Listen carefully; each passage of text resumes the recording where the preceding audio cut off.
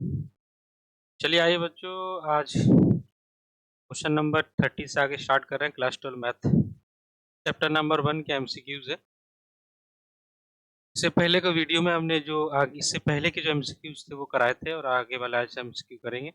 Video आपको अच्छा लगता है तो वीडियो पे कमेंट जरूर किया करें और अगर आप नए हैं तो हमारे चैनल को सब्सक्राइब जरूर करें।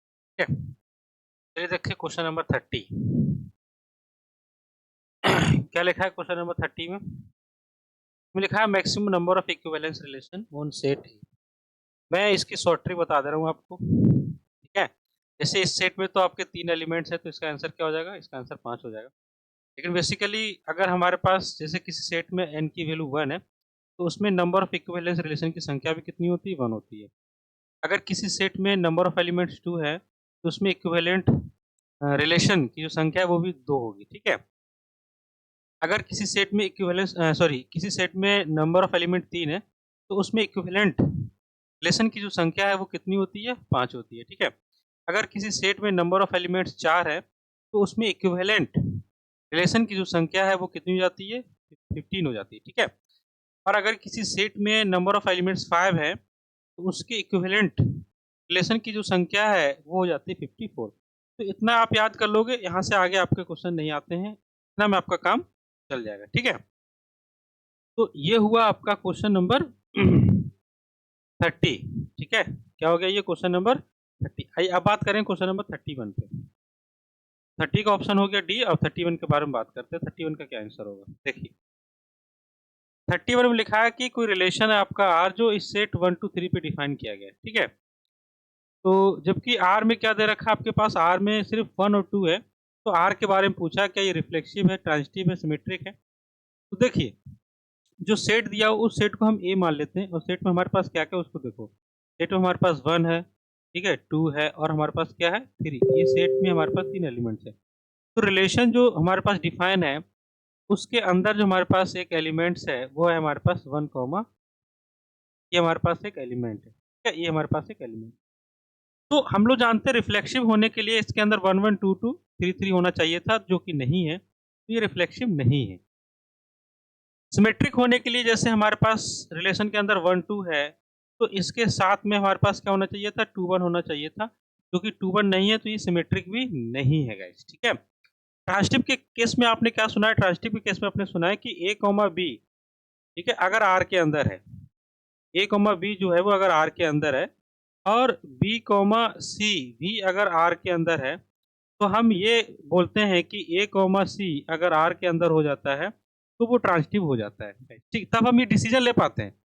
बात को समझना, अगर ए कॉमा बी आर के अंदर है, बी कॉमा सी आर के अंदर है तो ए कॉमा सी होगा तो ट्रांजिटिव होगा और नहीं होगा तो ट्रांजिटिव नहीं होगा। ठीक है, तब हम ये डिसीजन लेने में सक्षम हो पाते हैं कि जब ए कॉमा बी हो बी कॉमा सी हो तब डिसीजन ले पाते हैं कि ट्रांजिटिव होगा या नहीं होगा।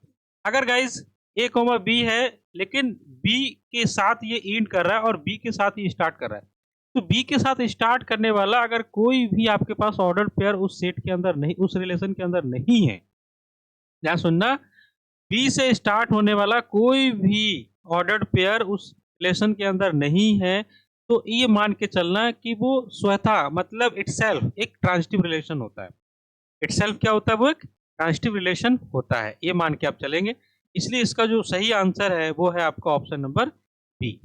ठीक है, इसका जो सही आंसर है वो है ऑप्शन नंबर। ठीक है, चलिए एक क्वेश्चन और देख लेते हैं हम लोग। देखिए क्या क्वेश्चन है। क्वेश्चन नंबर हमारे पास है 32।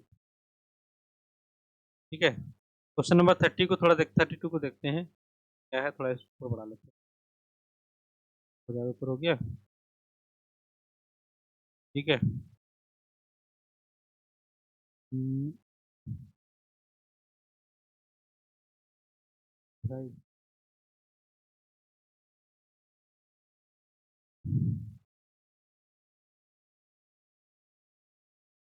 देखो 32 देखिए क्या है 32 में। 32 में हमारे पास एक रिलेशन डिफाइन है आर।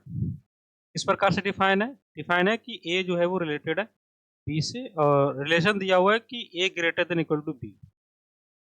ठीक है, क्या रिलेशन दिया हुआ है? A greater than equal to B.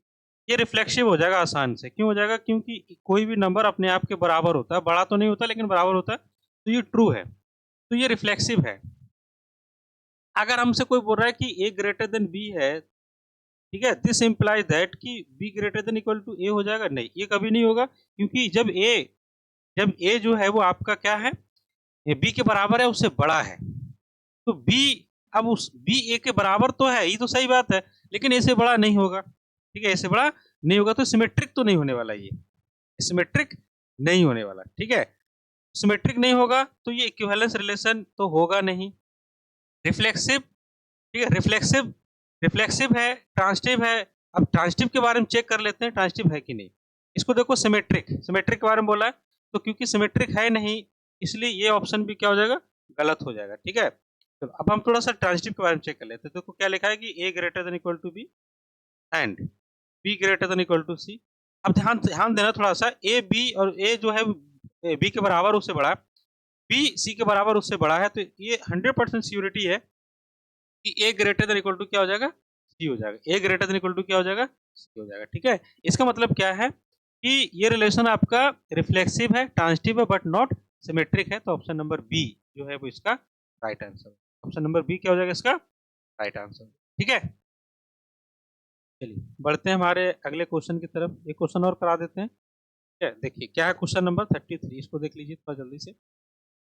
कोई सेट है जिसमें हमारे पास 3 एलिमेंट्स हैं 1, 2, 3 और कंसीडर एक रिलेशन किया हुआ है इस प्रकार से और उसके अंदर क्या-क्या ऑर्डर पेयर है 1, 1 है, 2, 2 है, 3, 3 है।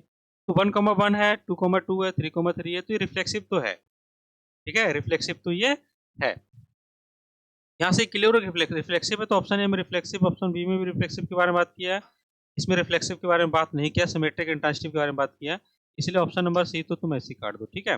तो अब बात करते हैं जैसे यहाँ पर 1, 2 है, ठीक है? तो हमारे पास 2, 1 होना चाहिए था जबकि 2, 1 इसमें नहीं है, तो ये सिमेट्रिक भी नहीं है। तो सिमेट्रिक नहीं है तो हमारे पास कौन-सा ऑप्शन कटेगा? ठीक है? देखो लिखा है रिफ्लेक्सिव बट नॉट सिमेट्रिक, ठीक है? रिफ्लेक्सिव है लेकिन सिमेट्रिक नहीं है, यहाँ तो पता चल गया, इस हिसाब से तो ऑप्शन ए सही हो रहा है। लेकिन यहाँ बोला reflexive but not transitive check करना होगा। ये हेलो है neither symmetric neither transitive. Symmetric तो नहीं है लेकिन ट्रांजिटिव चेक कर ले, देखो यहाँ पर ध्यान देना थोड़ा-सा। ये 1, 2 है, इसका 2 खत्म हुआ, इसका 2 स्टार्ट हुआ। तो बना क्या हमारे पास 1, 3, क्या बना हमारे पास 1 तो इस पेयर के लिए तो हम ट्रांजिटिव है। इसको थोड़ा चेक करते हैं हम लोग, देखो क्या? थोड़ा देखना, इसके लास्ट में 1 है और इसके स्टार्टिंग में 1 है, ठीक है? तो ये मैच किया तो इसके हिसाब से क्या होना चाहिए 1, 3 तो 1, 3 ये है, ठीक है? अब थोड़ा और चेक कर लेते हैं हम लोग, जैसे-जैसे मान के चलो अगर हम इसको चेक करें, इस यहाँ पर 2 है, यहाँ 2 है, ठीक है? तो 2 से 2 मैच कर गया, 2 से 2 मैच किया तो हमारे पास क्या आना चाहिए था 2,3 तो 2,3 इसके अंदर है। मतलब ये आपका रिलेशन रिफ्लेक्सिव और ट्रांजिटिव है, सिमेट्रिक नहीं है, ठीक है? तो रिफ्लेक्सिव होगा, देखो लिखा है रिफ्लेक्सिव है बट नॉट ट्रांजिटिव, ट्रांजिटिव तो है, इसलिए ये वाला ऑप्शन गलत हो गया। Reflexive but not symmetric, neither symmetric no transitive, तो ऑप्शन हो जाएगा ऑप्शन नंबर ए। रिफ्लेक्सिव है लेकिन सिमेट्रिक नहीं है गाइस, ठीक है? तो ऑप्शन नंबर 33 का ए जो है वो सही आंसर है। तो आपको वीडियो कैसा लगा हमको ज़रूर बताएँ। थोड़ा ही वीडियो प्रोवाइड करा पाएँगे आपको और बड़े वीडियो आपको जो है वो हमारे और आने वाले दिनों में आपको बड़ी वीडियो मिलेंगे, वो आपके कमेंट पे निर्धारित करते हैं। ठीक है? और अच्छा लगे तो वीडियो को शेयर ज़रूर करें और अपना कमेंट ज़रूर बताएँ कि कैसा वीडियो है। Thank you.